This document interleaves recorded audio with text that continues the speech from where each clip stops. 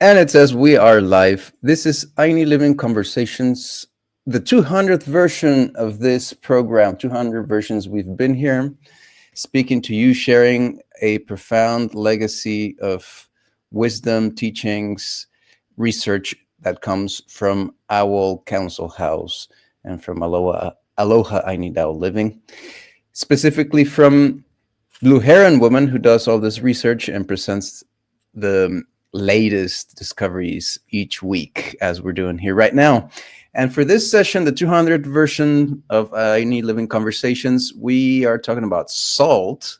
Seems like a simple topic, but we have a surprise topic to share also in this conversation. So it's not just plain salt. It's going to be, but the salt part is really important though, because we're going to be seeing how salt has been demonized, and there's all this research, all this knowledge, information that it's in fact really good for you. And you're going to be getting all that information. But aside to that, in addition to this wonderful information, we're going to be talking about peace, right? Yeah. Something about peace. I don't know exactly what, but I know it's going to be interesting. So be welcome, everyone, to this conversation. Please light a candle. Please get yourself a drink. Be comfortable. Open a sacred space and get ready for this amazing lecture. So we're going to start with creating a world of peace because, you know, we're all in this mindset that a lot of us, I won't say we're, that kind of instantly when you say equality, we think of maybe potentially Japan, where all the schoolgirls are dressed in the same uniform and they all look the same. That's not equality, that's uniformity. So then when we say we want a world of peace, we think that everyone's just peaceful all the time. That there's no conflict, yeah. There's not, yeah. Exactly. So let's get real about this. Mm-hmm. So this wisdom comes from Nakamura Sensei from the World War II era, Japanese man, mm-hmm. who healed him. He traveled through India and studied and drank. What did we talk about last week? Visions are drinking the light. His soul drank the light to bring a lot of these words to. Plus, he developed Japanese yoga. So to coordinate mind and body, to bring mind and body into oneness. So this information came through Japanese yoga and was only up for 1 week. So unless you're a member, you don't ever get this. So I took the time to put this because it's very powerful. Put this into our curriculum. Yeah. So what Nakamura Sensei said is those who wish to bring about a peaceful world must first put into practice the establishment of peace in each and every household. Okay. You got to start at home, right? Yep. And true peace means that the individuals who make up a household each possess a feeling of harmony, self-mastery, a practice of self-restraint, yielding to one another, respecting one another, loving one another, experiencing joy together, guiding one another, and helping one another. And these are all prerequisites for peace. Mm. However, most of us put emotion first, and those of us who put emotion first can never carry out these things consistently and fairly. So that's the hard part. Yeah, to not put emotion first, absolutely. Mm-hmm. So some of his wisest words are don't be the first to quarrel, nor the last to make peace. Okay. So again, if we want a peaceful world, we need to make peace at home first. So let's picture you and I in the kitchen in the morning, right? Okay. An episode of conflict with differing opinions. Yeah, you want eggs and I want something else. Right. So now we have a choice of pouring water on the coals or oil on the fire. Okay. Water on the coals damps the fire. Mm-hmm. Oil on the fire ignites it, right? Mm-hmm. So the choice we make sets the tone for the entire house, everyone living in the house. They might not be up yet. They might just be rising. You and I were up first, right? Mm-hmm. Might be as simple as, don't frickin' put the coffee on that way, Yeah. right? Something Mm-hmm. that simple sets the tone for the entire house, and then everyone takes it with them out into the world. Yeah. You got one vibe started, that's the vibe that's going to stick. Yeah. Yeah. So most of us pour oil on the fire. So this is the state of every ordinary city on a Monday morning and every morning thereafter, but specifically Monday. Okay. So peace doesn't descend from a summit. It grows or dies around breakfast. Mm-hmm. Self-cultivation first, then household peace, then good government, and then peace under heaven is the way it works. And virtue is practiced first where we live.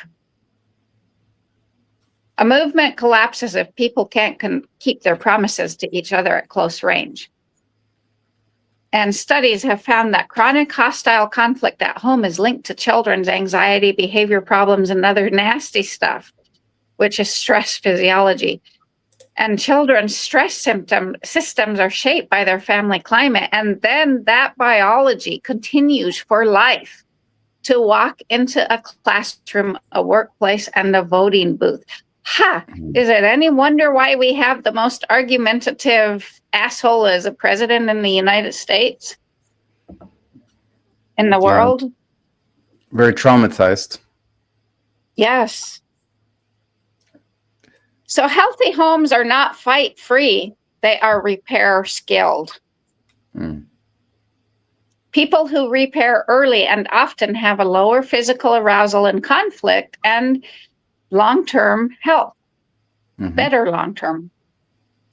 Because marital quality is tied to immune function and wound healing.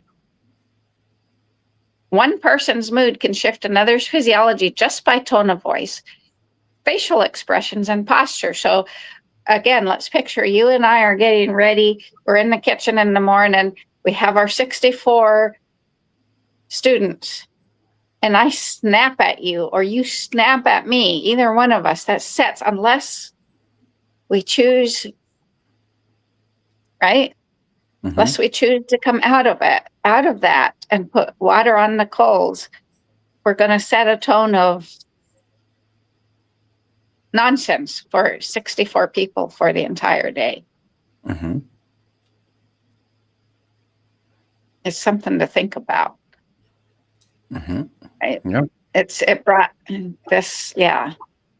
And posture. So, and I might not even snap at you. I might give you a dirty look that goes, right?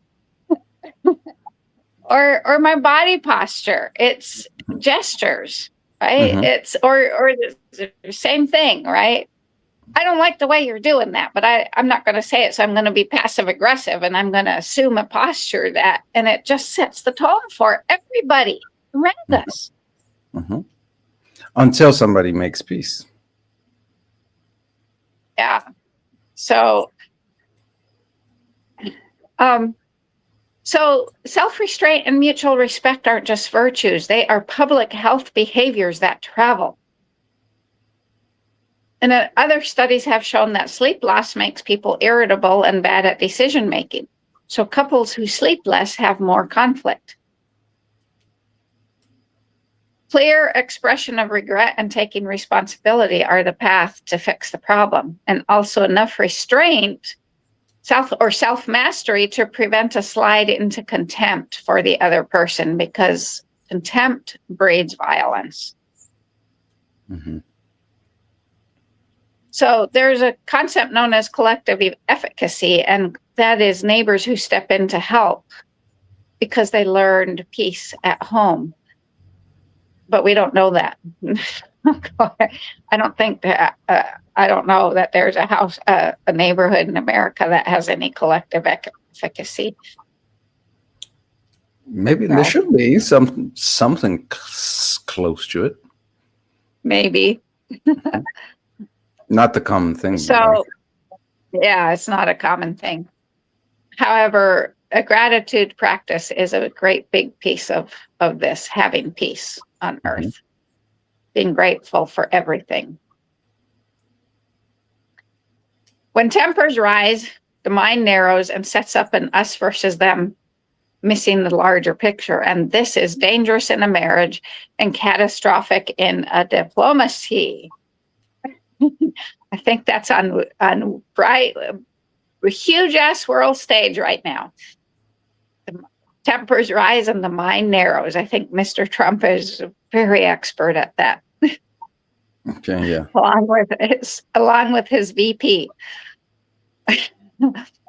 So frightened, angry leaders lock into spirals that are hard to get out of. Cool heads are grown in daily practice, meaning waiting one more breath before you blow up or say something mean or something, asking one more question, and then being the first to apologize. We're so often polite with strangers and so often careless with our families, but we don't realize that habits don't stay where we put them. If the kitchen becomes a training ground for sarcasm and domination, those moves go into the briefcase of everyone or the backpack of everyone around us. If we're talking about going out into the world and not sitting and being in Uddlebills, but if we are, then it goes on to into everyone's muscle tension.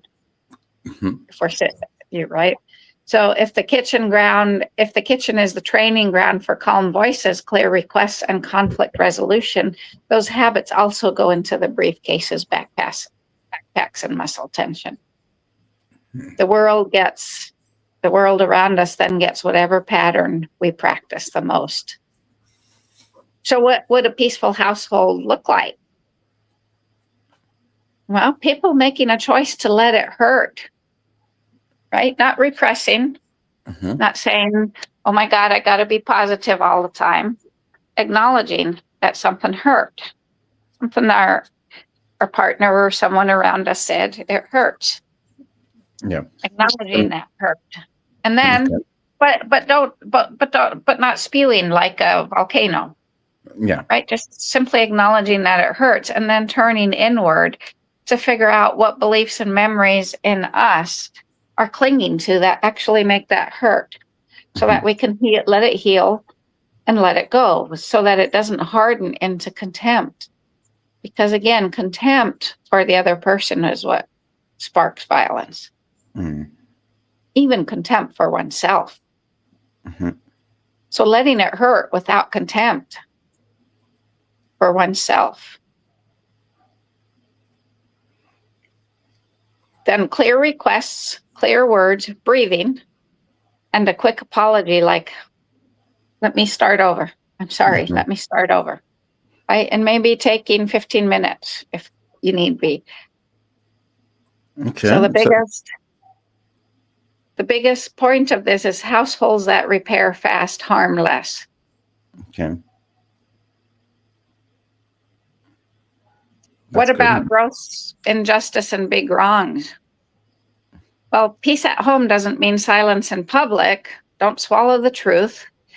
Build the muscles that let the truth be spoken without wrecking the whole room. So the same mindset that keeps us from shouting at a partner can keep a community meeting from blowing up. The same habit of asking a helpful question at home to understand a situation before you get emotional about it can save a negotiation in the community. The same commitment to repair conflict tonight and not let it overnight can keep a friendship through a hard time. These skills matter at home and in the world. So whenever a tense moment begins, we could remember to lower our voices a notch, state our need, call for peace, and if necessary, take a 15-minute break. Right? And then if we realize we've been unfair, to apologize. And this is all peace building. And other peace building things are walks together, phones outside the bedroom, and more. And once again, let's close this with, don't be the first to quarrel, nor the last to make peace. That's what you need to remember. Yeah. And it seems like something that we've been told before, but then I guess you're going to tell us more to what this leads to. I think, well, maybe I'll be given more of a vision into what peace looks like, but I think that's the start. We need to understand that conflict is okay. Okay. Okay. So yeah, then overviewing how something that sometimes might seem very obvious, it's just, it's always like that. The most common sense things need to be spoken with the right words and overviewed and taught, because that's ancestral wisdom too, is just common sense, the less common of the senses. as I've heard. Like what we completely lose sometimes, that common sense. Well, and we lose sight of the bigger picture because, like I said, our mind is narrow, right? So I could reference my daughter and I. Mm-hmm. When she comes home and she feeds, she has a totally different style of feeding than I do. Mm-hmm.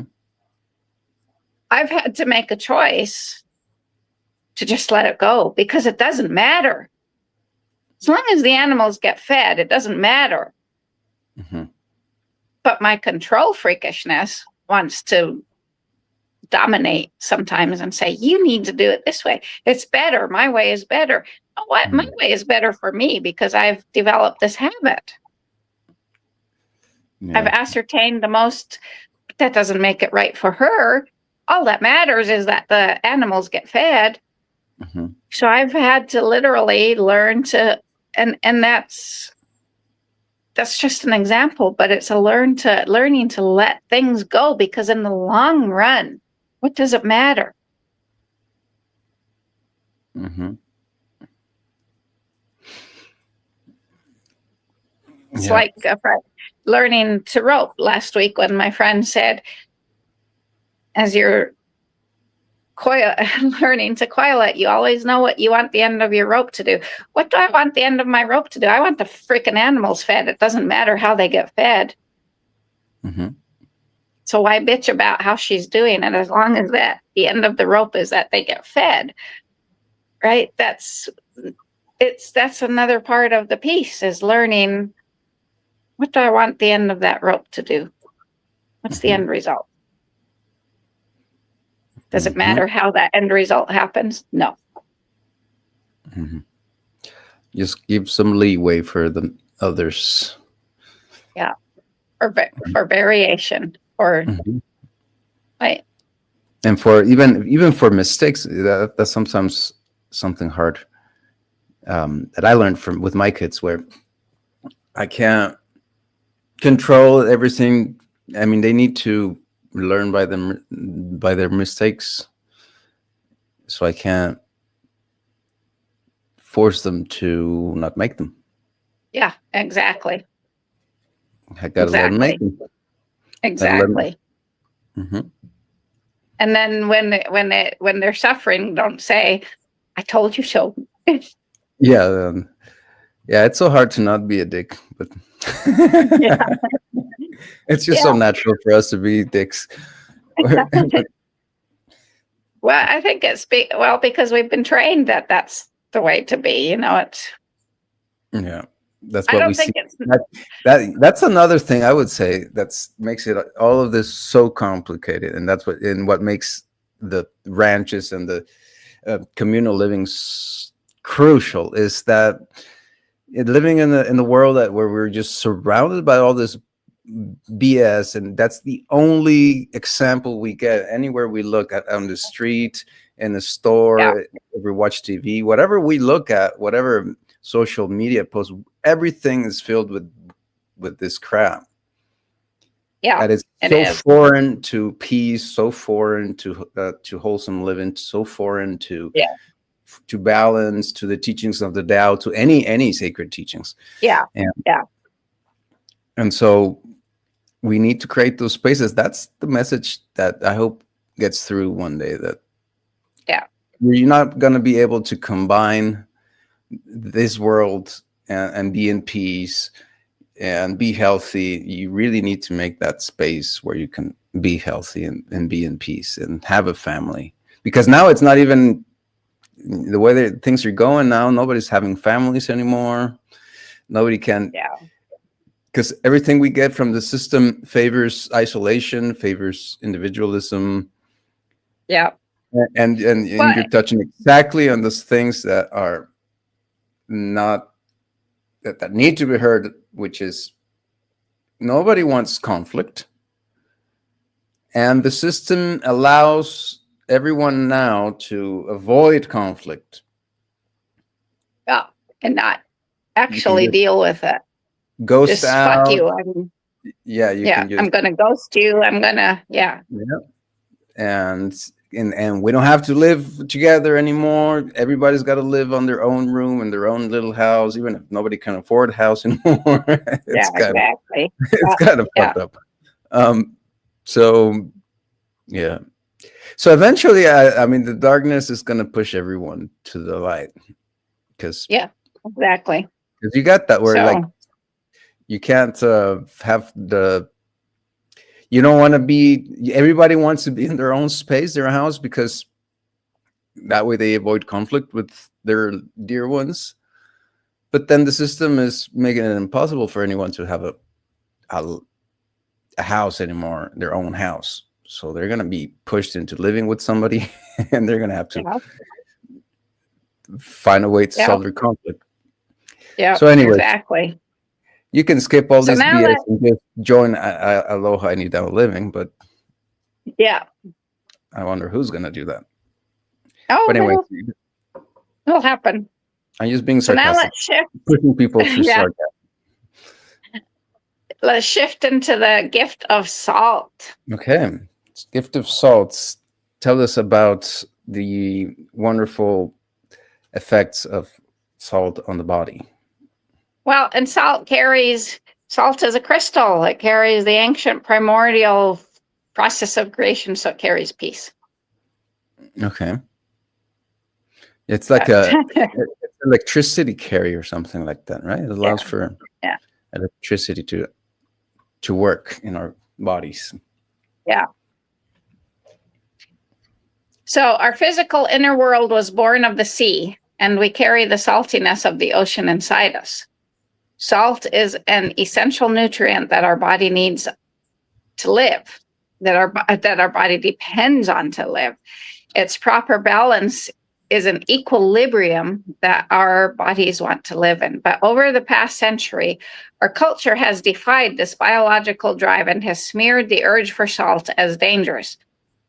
Scientists have found that across all populations, when people are left to unrestricted sodium or salt intake, they tend to settle at 3,000 to 4,000 milligrams or 3 to 4 grams of sodium per day. But for more than 40 years, our doctors, the government, and the nation's leading health experts have told us that consuming salt increases blood pressure and so causes high blood pressure and a lot of other illnesses. The cold, hard fact is that there never has been any scientific evidence to support this idea. Mm-hmm. Recent research suggests that chronic salt depletion is a factor in what endocrinologists term internal starvation. So when you restrict your salt intake, your body starts to panic. And one of your body's defense mechanisms in panic is to increase insulin level, because insulin helps the kidneys retain more sodium. Unfortunately, high insulin levels also lock energy into your fat cells, so that you have trouble breaking down fat into fatty acids or stored protein into amino acids for energy. And when your insulin levels are elevated, the only macronutrient you can efficiently utilize for energy is carbohydrates. So you restrict salt intake, your body panics, your body increases insulin levels, so the only thing you want is carbohydrates, sugars. Mm-hmm. So where is this headed? You start craving sugar and refined carbs like crazy. And the more refined carbs you eat, the more you crave. So the overeating of processed carbs and high sugar foods virtually ensures fat cell accumulation, weight gain, insulin resistance, and then diabetes. So here's some cold, hard truths. Low salt intake is miserable. Low salt intake is dangerous. Our bodies evolved to need salt. Low salt guidelines are based on ideas, not scientific facts, and the real culprit of everything is sugar. Yeah. Salt may be one solution rather than a cause of our nation's chronic disease crisis. It may be one solution to our nation's chronic disease crisis rather than a cause. Let's get that straight. So our body drives us to eat several grams of salt, around 8,000 to 10,000 milligrams of salt every day to remain in optimal state with the least amount of stress on our body. And we could live the rest of our life if we never ingested another gram of sugar. But we could not live the rest of our life if we never ingested another gram of salt. Mm-hmm. Without salt, we would not be able to live. The makeup of our body still mimics that of the ancient ocean. An organism's ability to retain and excrete salt is critical in order to provide the proper cell function and hydration that sustains life. On an average, our kidneys may filter between 3.2 and 3.6 pounds of salt per day. This is about 150 times what we ingest. For perspective, most health agencies tell us that consuming just 6 grams of salt, or 6,000 milligrams, which is 1 teaspoon, is too high. Yet our kidneys filter this amount of salt every 5 minutes. Okay. In fact, the stress on our kidneys mainly comes from having to conserve salt and reabsorb all 3.2 to 3.6 pounds of salt every day. Oh, wow. This reabsorption requires us to use up adenosine triphosphate, or ATP, the energy created from the food we ingest that is utilized by our cells to facilitate the functions of our bodies.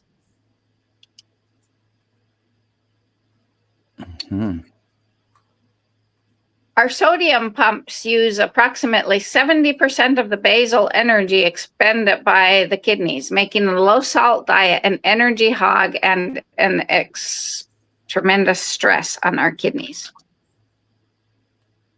This is one way that low salt diets can lead to weight gain, by slowly depleting our energy stores and leading us to become more sedentary. Similar to the way low salt diet depletes the energy of the kidneys, it does the same to the heart. When we restrict our salt intake, our heart rate goes up, reducing our blood and oxygen circulation through our body, and it increases our heart's need for oxygen. So salt deficit can reduce speed and endurance, as well as thermoregulation, the ability to regulate heat in athletes.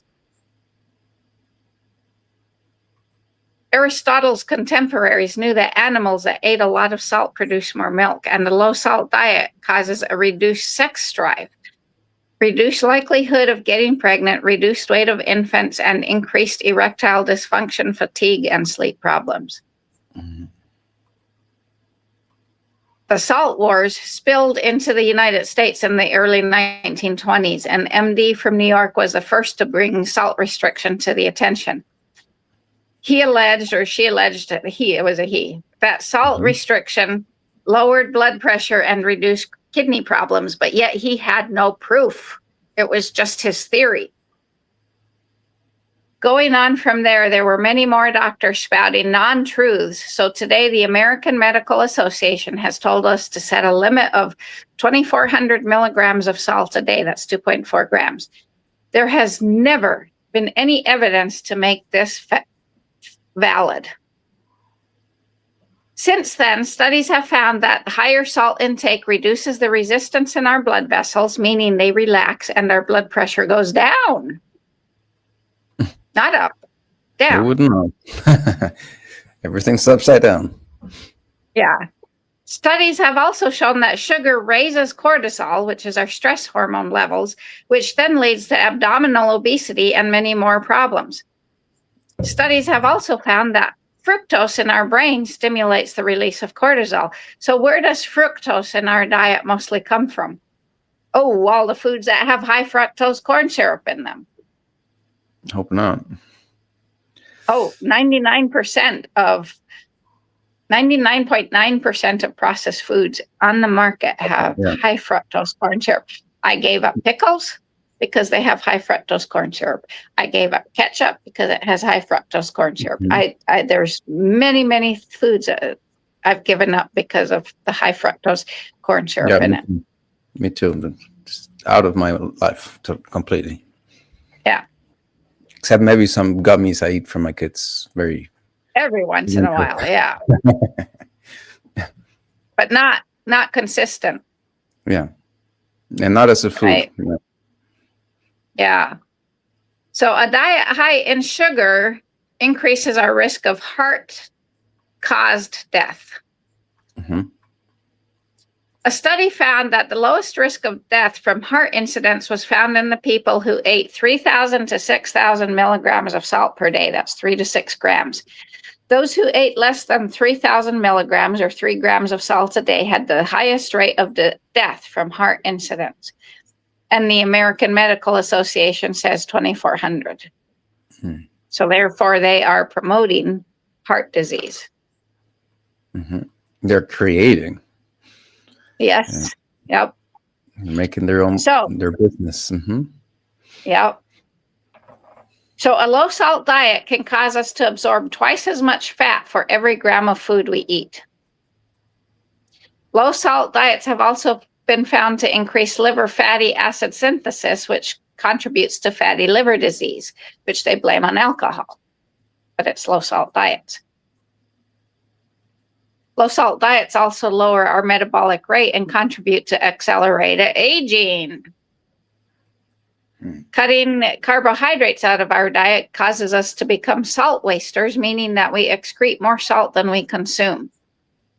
So all those keto people, they are just driving themselves into the ground. And I can tell you, I have a friend who put him and his wife on a low salt diet, and she now has macular degeneration and she's blind. So he put them on a keto diet. Keto includes being low on salts? Well, because it's no carbohydrates. Absolutely no. I thought it was just less carbohydrates. No carbohydrates. And cutting carbohydrates out of our diet causes us to become salt wasters, meaning that we excrete more salt than we consume. That's pretty screwed up. Okay. I didn't know that keto diet was like, no. Because I've seen videos where they reduce the amount of carbohydrates, but I would totally think that just any you can't cut any except if it's like a poison, like high fructose corn syrup. Something that is natural should be balanced in your life, but never just completely cut off. Even alcohol. Yeah. Well, and here's the other thing, and there's let's sidetrack a little bit into alcohol. I found because I've been saying, alcohol is freaking demonized. There's there's got to be some good, because we've been brewing alcohol since we were humans. That was the first thing we did. Yeah. So one of the things, all the centenarians in the blue zones all admit to having 2 drinks a day. All the centenarians. Centenarians? Okay, the people that live beyond 100 years. And the blue zones are the regions where there's people that live beyond 100 years. And so they all and I would totally agree with that. I read an article. And I'm going to say, what idiot tells their doctor they have more than 2 drinks a day? So they're all telling their doctors they only have 2 drinks a day. The reality is we don't know how much they drink a day. Yeah, they're probably not lying anyways. Yeah. Yeah. Yeah, I saw like this report about this really old guy, 109 years old, like in New York, black guy. And he was he would smoke and drink like every day. Yeah. Like nobody would make sense out of that. Yeah. So the other thing is with carbohydrates, that we've been told that they're all bad, right? This is what drives people to the keto diet, is that, first of all, if you boil your noodles, you boil your potatoes, and you let them sit, they develop a thing called resistant starch, which turns them into a complex carbohydrate. So if we could develop habits of letting them sit, it would be better. But on the other hand, okay, so pasta, I can understand. We can do away with pasta. Yeah. Potatoes are a freaking root vegetable. They're grown in Pachamama. How can they be so bad? They're not bad. They're not. If they're organic, and they're pretty good, and they're like amazing. Yeah. Yeah. So, okay, so on the other hand, with the other white crystal, sugar, they have found that high glucose levels in our blood pull water out of our cells, causing dehydration. Yeah. I just hit something in. That's something I'm afraid will happen one day. I almost did it right now. Hit the wrong close button on a tab, and was going to close the conversation down. I'm so lucky that it did not happen. So it's okay if it happens. There we go. So the white crystal sugar pulls water out of our cells that causes cellular dehydration. So a high sugar diet increases our need for salt by diluting its level in our blood. So we have all these people hooked on diet sodas that are eating low salt diets. And that's not speaking about the shit that low sugar stuff has. Yeah. Artificial sweeteners. That's worse. Yeah. Yeah, that's even worse. So during low salt intake, we are more sensitive to the taste of salt. So meaning that it will taste way salty. So if you eat something that tastes way salty, your body is telling you need more salt. As soon as you have an adequate amount of salt, salt won't taste salty anymore. This is a feedback loop. Sugar is different. Sugar just wants you to eat more.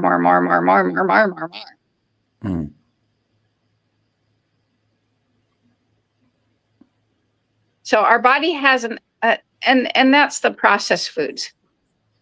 After doing a few detoxes, I find that I cannot tolerate commercial sugars anymore. It's just commercial bakery products. It's just like blah.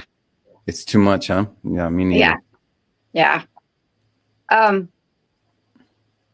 So our bodies have a very elegant way of ensuring that we replace any lost salt by making our brain's reward system hypersensitive and allowing it to receive more pleasure from eating salt. So salt depletion makes us crave salt. When we restrict our salt intake, that same process then primes our brain for other addictions.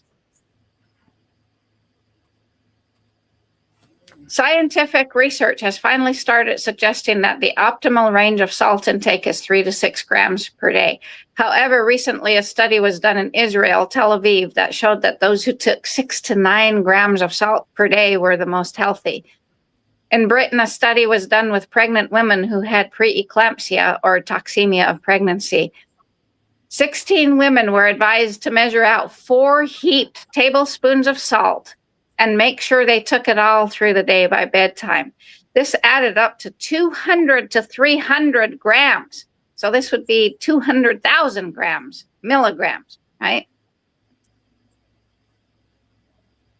The more salt the lady took in, the quicker she recovered from her preeclampsia. So 16 women took 4 tablespoons of salt a day, and at the end of 7 days, all of their preeclampsia, toxemia, pregnancy symptoms were gone. They were healthy. Wow. This is the gift of salt. So, recommendation: replace simple sugars with real salt, not the white refined crystal. Himalayan or Redmond salt or sea salt. Take the full amount of salt you crave, using the minimum amount of sugar, and never drink your sugar, because liquid sugar is rapidly absorbed by our bodies and leads to worse metabolic consequences. Agave syrup contains very high amounts of fructose, even more than high fructose corn syrup. So we've been tricked into believing that agave syrup is better than honey, and better. It's not. It's incredibly high amounts of fructose. So any sugar containing fructose can promote unhealthy inflammation and interfere with appetite regulating hormones, which can lead to weight gain around the belly. Avoid fake sugars entirely, as they just confuse our bodies. Get our sweet tooth hooked on ripe fruits. Number 2, focus on whole, salty foods. Emulate the world's most delicious cuisines. Many populations that eat a high salt diet live long and in good health, such as those in France, Italy, South Korea, and Japan. Seek out alternative iodine sources and incorporate salt into every meal. I myself have started taking, I do my best to salt food as much as I can, but I'm up to 6,000 milligrams. I've had to take it easy, because when I started taking salt capsules of salt, my body was like, what the fuck? But I can take now 6,000 milligrams a day, and I feel really good when I take 6,000 milligrams of salt a day. So Edgar Cayce, a visionary born in Kentucky in the late 1800s, discovered that if he entered a trance state, he could heal himself. So from then, he went on to become a powerful visionary healer. And in 1936, a mother brought her dying child to him.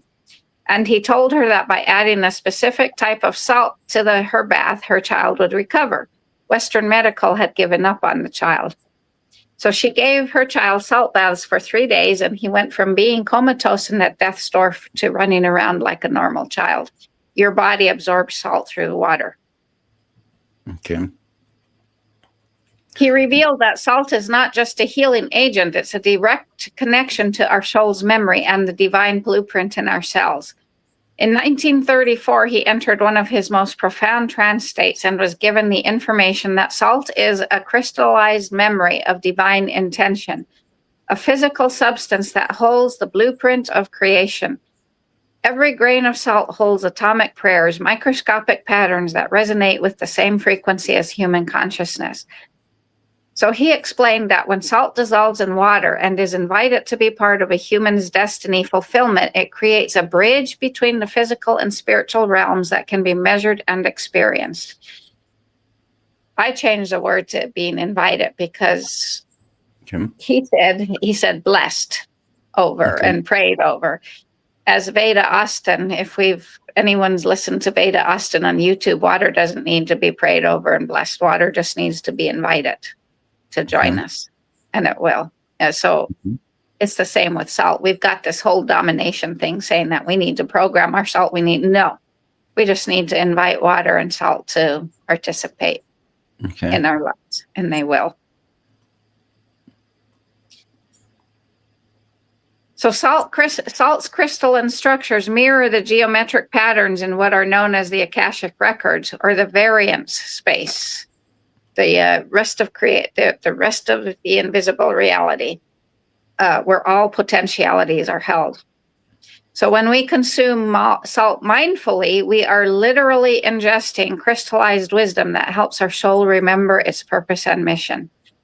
So is there any wonder that the American Medical Association has said low salt, low salt, low salt?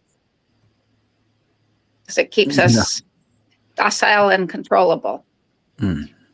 He was shown that our bodies contain salt wisdom centers, specific places where salt concentrates to maintain spiritual communication pathways. And tears contain the highest concentration of spiritually active salt. Our brain floats in cerebral spinal fluid that contains precise salt ratios essential for soul-brain communication. And when these ratios become imbalanced, we experience soul static, the feeling of being lost, purposeless, and numb. Mm-hmm. He also explained that salt crystals have memory capacity. They can store and transmit vibrational information, much like how we know that crystals can store digital data. So in readings from 1944, he discovered that your body's salt balance accepts your ability to receive divine guidance. Therefore, you're more controllable. Mm-hmm. When you are properly mineralized with salt, your cellular structure becomes more receptive to direct transmission of wisdom, healing, and purpose. And he also highly recommended Epsom salts baths 3 times a week. And not just Dr. Rialdo is a guy. I used to follow him on this. 1 cup of salt. No, you need 1 pound of salt. 1 cup of salt to your bath. 1 cup of Epsom salts. No. You need 1 pound of Epsom salts to your bath, and your body will absorb the amount of salt and magnesium you need to bring you to balance. Wow. Yeah. So I guess swimming in the sea is a good thing too. Absolutely, it's a good thing. So modern research on salt's role in neural conductivity shows that your nervous system requires precise salt ratios to function optimally. and our neural net creates our reality. CIA knew this. They knew this from Itzhak Bentov and Jacobo Grinberg, both of whom they disappeared. Why do we think that the American Medical Association says we need only 2,400 milligrams of salt a day so that our nerves don't work right? And our brains, so our nerves need them, require precise salt ratios to function optimally, and our brain's ability to process information depends on proper mineral balance. So, bottom line, when using salt, always thank it and invite its wisdom into your life, and not the refined white salt. Redmond salt, pink Himalayan salt, Celtic sea salt. Mm-hmm. Wow. So there's a lot of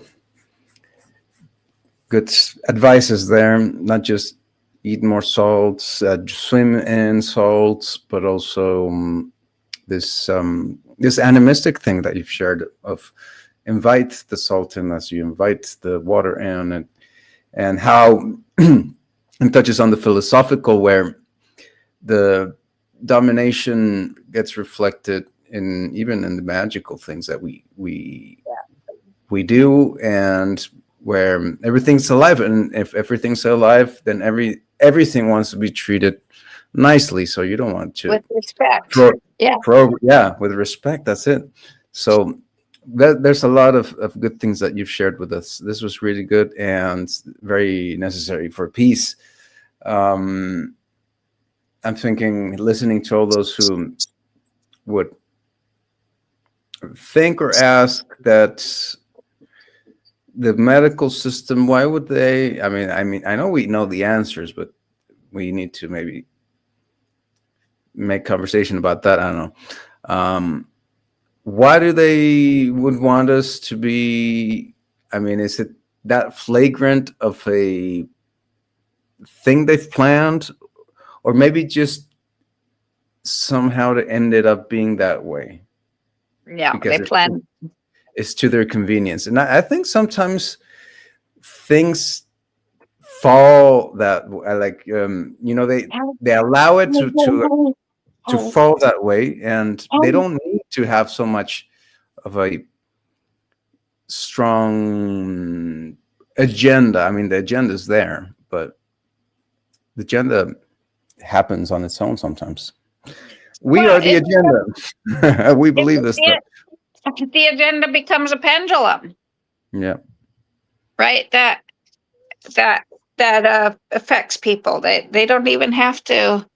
They don't even have to write all the script. We volunteer and we jump out and Yeah, we. because the pendulum harvests our energy. The pendulum grabs us. The pendulum gets us hooked. So. Okay, so are we going to talk about the pendulum again? No, No. we've already had that discussion. Okay, so what are we talking about next week?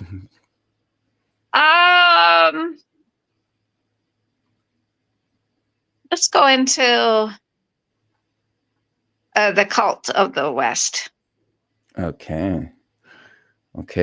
That's got me great because there's a lot of chit chatter about the West coming down, and so the cult of the West. That's going to be going to be a good one. So let's invite everyone for that. And you look like you're getting tired, so or the cult of the American dream. Let's put it that way: the cult of the American dream. Okay. Because that is absolutely, and it's with the big. This is where with all the news about this Charlie Kirk being killed, we need to make sure we don't let that pendulum trap us. We need to just let it pass by, because that was a planned murder. It's such a pendulum that I've not even have had anything show up on any of my feeds. I don't even know who that guy is. I've seen a couple people mention them on their posts, but I don't even, to me it's like, that's just more propaganda. Yeah, absolutely. It was a planned murder. Absolutely. He was a MAGA, Make America Great Again Trump fan, public figure. And it was absolutely a planned murder. Yeah, these guys are so evil that they're willing to kill their own in order to build the sorrow or whatever, feed on them. Yeah. So it's just I'm sorry he died. That's right. It's a life lost. But how many of us hit a squirrel on the highway and don't care about the fact that we killed it, or a turtle, right? Or that's the same thing. It's the same equality. We all arise from the same source. So if you're gonna fuss about Charlie Kirk being killed, then you need to start fussing about all the deer you hit on the highway or the squirrels you hit and kill. Yeah. Same difference. So yeah, a life was taken, and it was all it was literally taken. For a political statement. That's all it was. Okay. But I have friends on Facebook, very Christian friends, who, oh man, wow, it's just amazing how they so faithfully follow Trump and think he's just the greatest gift to the world. That's what it's supposed to do. And how Democrats are totally evil. It's just like, whoa, I chose to make a couple comments both times about saying, the even sadder part about this is you think it's a separation between Democrats and Republicans when it's just the state of the American dream. Okay, and that's why you're going to talk about it next week. Okay. Yeah, that's what. Yeah. Alrighty. Yeah. So before we extend too much, we'll leave it at that and invite everyone for next week. AlohaIneedoutLiving.com is our website. Please go there and check out ways that you can join this project of getting away from this crazy stuff. And learning the curriculum. So we'll leave everyone. Say goodbye to everyone. Say bye.